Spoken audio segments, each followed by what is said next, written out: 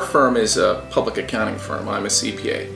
And a lot of our clients have been hurt by the recession. And from when the recession started in 2008 to present, it really hadn't impacted our firm financially, cash flow wise either. Until recently, what happened is, some clients couldn't afford to pay, and we'd say that's okay, and we'd keep providing services. And although we're profitable, clients became slow pay. So there came a time where my office manager came into my office and she said, hey, to make payroll and to do other things, pay other bills, we're $40,000 short. So this week, you and my business partner, John, will have to come up with $20,000 apiece to put in the company to pay bills. So we were a little surprised, but my first thought was, John, let's get on our knees and pray.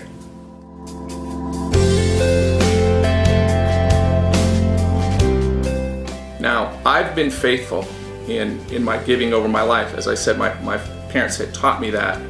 And so I felt completely comfortable getting on my knees and saying, God, and I prayed out of Malachi, it's time to open the floodgates. Now's the time. And I had never asked for that because God had always taken care of me financially. Now, we had the money to put into the company, so it's not as though we were completely desperate, but neither one of us really wanted to. And so it was time, and we prayed. After that, I had a meeting I had to go to, and I told John, I got to go. And that was immediately after we prayed.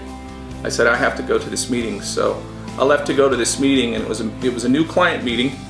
And in this meeting, I met with a group of attorneys about a fairly large project, and they asked me if a $50,000 retainer would get us going to get started.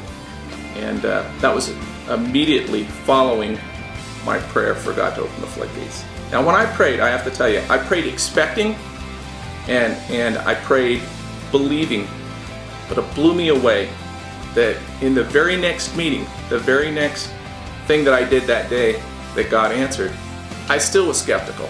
Even though God has done a lot of things in my life, I still was skeptical. I still was going, well, we'll see. They said they'd deliver a check the next morning. The next morning, they delivered a check for $50,000.